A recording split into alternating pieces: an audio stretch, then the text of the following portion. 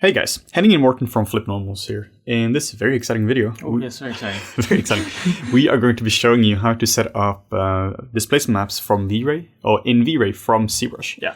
This is something that pretty much every single person who is using ZBrush and V-Ray will have to know about.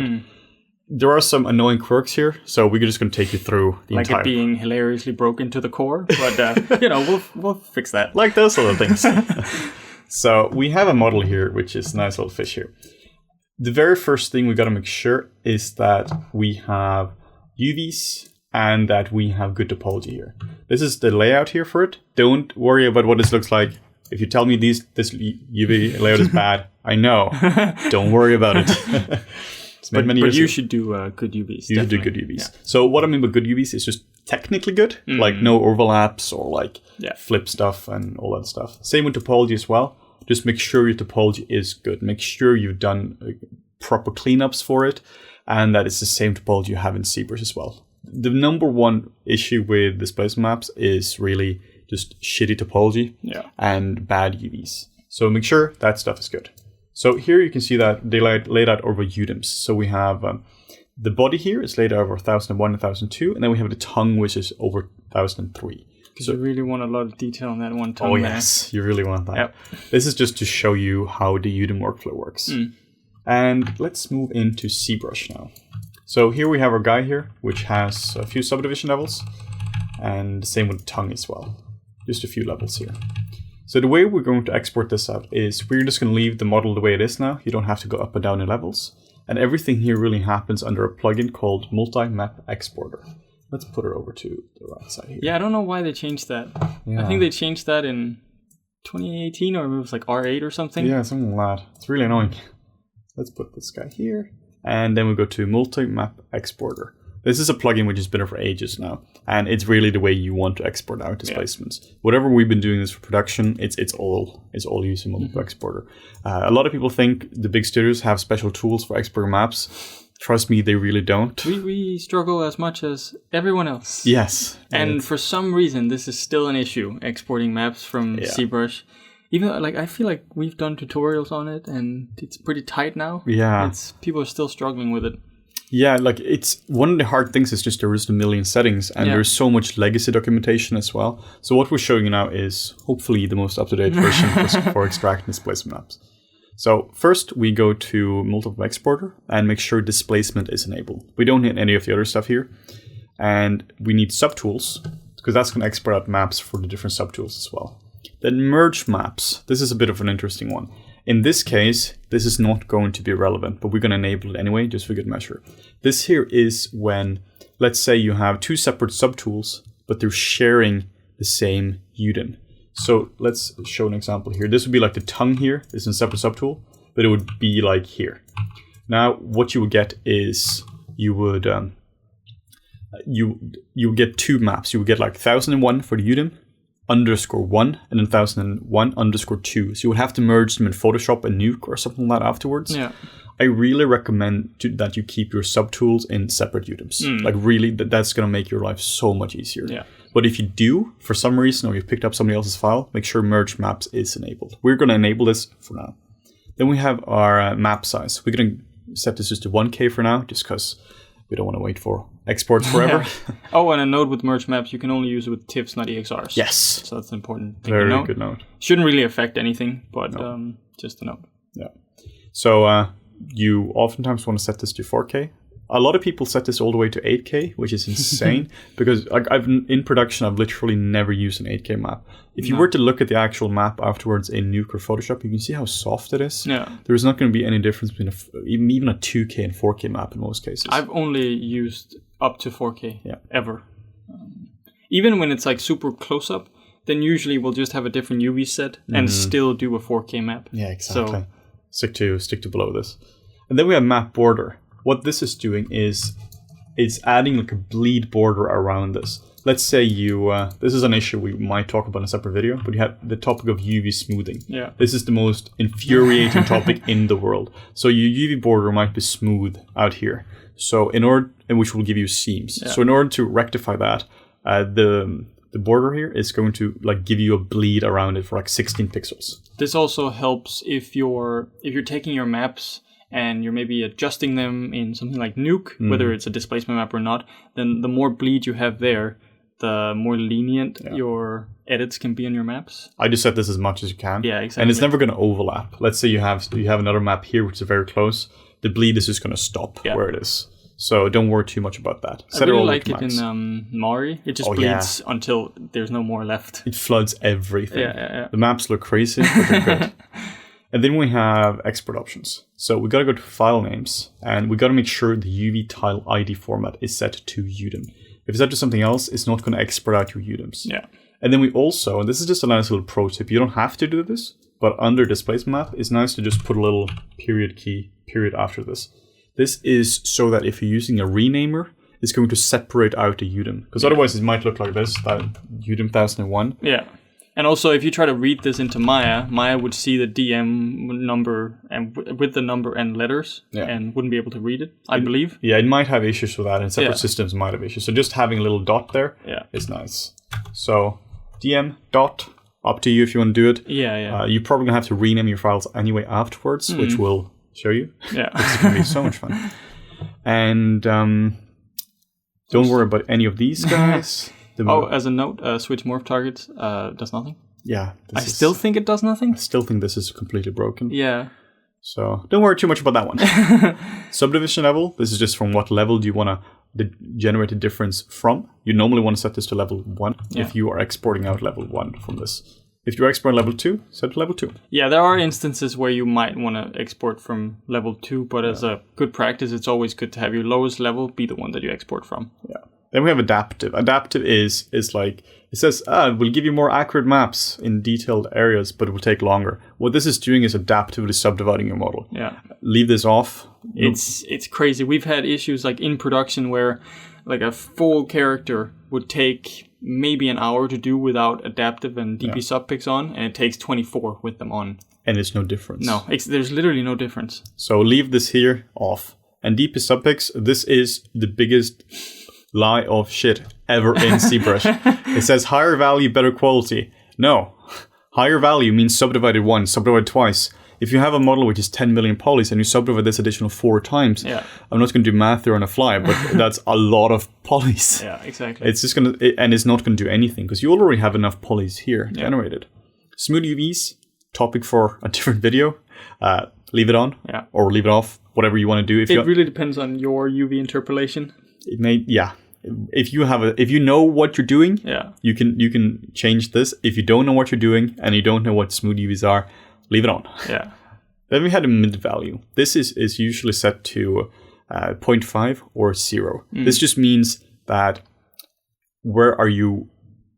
How do you explain that, mid value? All right. So with displacement maps that are 32-bit, right, you have more values than 0 and 1, right? So you can go below 0 and you could go above 1. Which means below 0 means blacker than black. Blacker than black, and white would be 1, so it's whiter than white. Yes. If you have your mid value at 0, your blackest blacks would be lower than 0. Yes. If you change it to 0.5, then gray would be your new 0 or black, basically. So black would now become gray, 50% gray, and then you would go down from gray and up to white and above white. Yeah, basically. So I guess that's the. In short, leave it at the 0. Yeah. If you work in a pipeline which you're using 0.5 and they tell you use 0.5. Use 0.5. It doesn't really do any difference to your maps, like whatsoever. No, they're going to look different. Yeah. But technically, they have the same info. A displacement map is a utility map, basically. And then we have 3 channels. It tells you 3 identical channels in TIFF format. There is no reason to have 3 identical channels. Now it's just going to, if you disable this, it's going to put everything in the red channel. This is just nice because it's enough. It's enough. No difference at all. 32-bit, this has to be enabled. This is, without this, everything is going to go off the rails. Yeah. EXR, disable, because we use the merge maps. EXR files are usually a bit better in terms of space compared to TIFF files, but they don't work with merge maps on. And any of this, don't touch. Yeah. The scale is baked into the 32-bit map. You might use this in certain cases for whatever reason, but for all intents and purposes, yeah, this is not going to be used. Yeah, so if you have issues with actual scale, if you're using 32-bit maps, don't scale your model after you've generated your displacement maps, because the displacement maps are then scale dependent. Yes. So don't do that. Don't do that. So now the only thing which is left is here to hit create all maps. Just take a screenshot of these settings here, put them in your secret folder, and create all maps. And then we just have a little folder here called maps. And now it's just going to input whatever file name is from the subtool, and then we just go. And this is super fast if you're using like a 1K map. It's a lot slower if you have higher maps. So this all here is also kind of lying to you. Yeah, that didn't take 12 seconds. No, it didn't take 12 seconds. We didn't actually edit this. We were just quiet. And then we also got to export out our meshes as well, our subtools. So make sure these are all on the lowest subdivision level. Just hit Shift-D a few times, then a few more times. And then what you got to make sure is that if you hit Shift-F, polyframe, that you don't have like this. You don't have different polygroups on your model, because this might, if you import this into Maya, your model is just going to be split up into completely random ways. So they've actually they've added a feature in Maya now to import solid OBJs and ignore that. Yeah. But you can also mitigate it under the export option. Yeah, here in ZBrush, where you just turn off groups. Yeah. So if you do have groups here, which you for whatever reason you might, maybe you need a selection set for this. Yeah. Disable this. Yeah. This is so useful that I put this in my this is my custom UI. You need to do this per subtool, which is a little annoying. Which is why the import option in Maya now should be able to help you there under OBJ as well. Yeah, exactly. So now just export these out. I just hit Control W just to make a group here. Yeah. Control W, make sure there's nothing, no mask or anything. And then we go to Tool, Export, and then we have a little folder called Delete. I'm sure we're going to delete that after this video. And then just export out, make sure the name makes sense. And we call this tongue, just call it lower caps. And now we have these guys here. We can just delete these. Yeah, because they were fake fish. Yeah, they were fake tongue. And then we can just go here and drag and drop them in. You get an MTL file, delete this. You can just drag and drop. This is the easiest way of doing it. Yeah. You can also just go in here, file import, and but then here you can only select one of them. Yeah, it's kind of annoying actually. So what Morten is talking about here is that if your model is split up into a million different ways, what you can do is you can go under here, file types, and set this here to OBJ. Make sure the OBJ plugin is loaded, and then here we set this here to single object. Yeah. Now, if you do this, you're gonna make damn sure it's not gonna be split up in any single way. But like Henning says, the downside to this is that you can only select one OBJ at a time from this importer. Yeah. Which is kind of annoying. Which is kind of annoying. If there's any way, if anyone knows a way around that, that would be great. Yeah. The way, my workaround is simply just do disable polygroups. Yeah. Kill them all. So let's just look at what this here actually looks like now.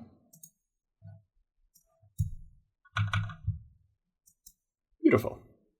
So we have a starting point now, which is pretty decent lighting. It's very harsh lighting, and just trying to make a light setup which allows you to actually see what's going on. If you just have a dome light from HDRI, maybe stuff is too soft to see displacement maps.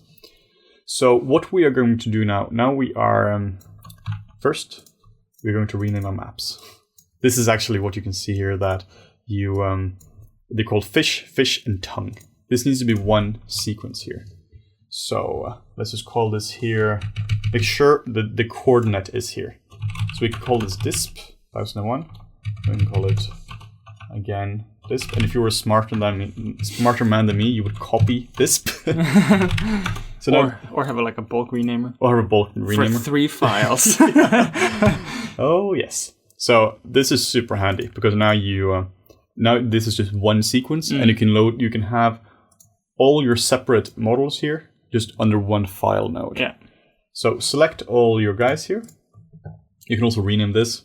You really don't want this name here, but just rename this. Well, that's very pipeline friendly naming though. Yes, beautiful. Hell, let's rename it. Body. This is just gonna make me less insane. Tongue, and then we just delete this and 0. So select both of these guys here, and then we go under Create, V-Ray, V-Ray Displacement, and single V-Ray Displacement Node 2 selection. This is a way you can easily subdivide your models and add displacement attributes to it. So this is where all the magic happens here. This is awesome because this allows you to work based on the model and not based on shaders. In the shader, there's a separate way of doing this, which is under here. You have a displacement material. This is kind of like an old school way of doing it. Yeah. And this now is kind of messy. Yeah, actually. It's really messy. Oftentimes, I actually use the V-Ray displacement node just for subdivision alone. Yes, exactly. Like if you have a big scene with a lot of things that need to be subdivided, just apply a displacement node, but as a subdivision node, and then at render time, it'll be subdivided, and then your viewport is super fast. Super handy, because otherwise you have to do this and hit like the 3 key just to subdivide it. But now you can just it can be unsmooth, be regular polygons here, and you can be smooth at render times. Yeah. So still, nothing has really happened though. We haven't done anything to it. We just told it, hey, have a node. Have a node. Here you go. Cool. So you can now see these two guys are under here. And what we have to do now is go under Attributes, V-Ray, and we have to add subdivision, displacement control, and subdivision and displacement quality. This is annoying because you've got to click them all. There is no way to like dock this. So now we have our settings here. So let's just do a quick render.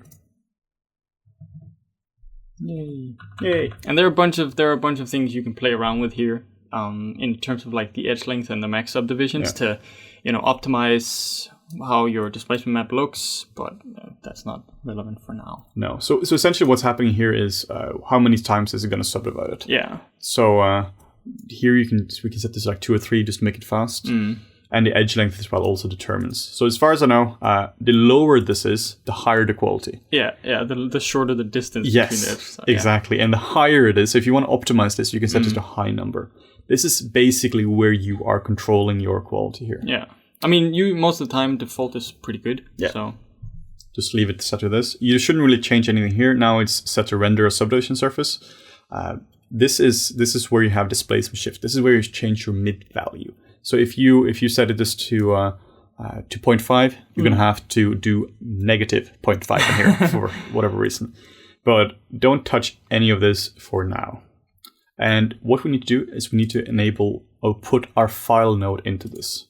This is where we just click on this little guy, select file node, and go to our little super nice delete folder, maps. And you just have to select one of them for a UDIM sequence here. Maya's smart enough to figure this shit out. Yes.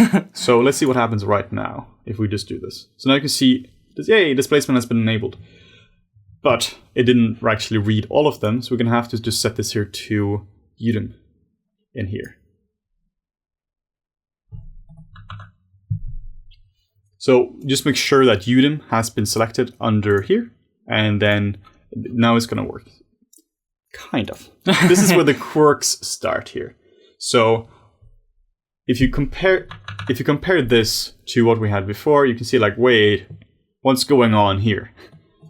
So you can see that it's kind of like it has like water level. Anything which is below a certain value has just been cut entirely here. Yeah, so anything here that's below, I would guess, 0. Yes. V-Ray goes, well, I fundamentally don't understand what this is, so I'll just cap it at 0. Yes. So the file, or in theory, the fix for this is simple.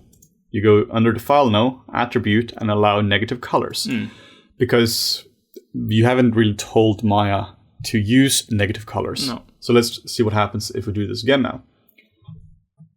It's still kind of broken. And it's still kind of broken. What's going on here? And now if you were to Google this issue, you would Google something like allow negative colors UDIM sequence, you would be like, I found a forum thread where the developers of V-Ray say this is a bug and it cannot be fixed.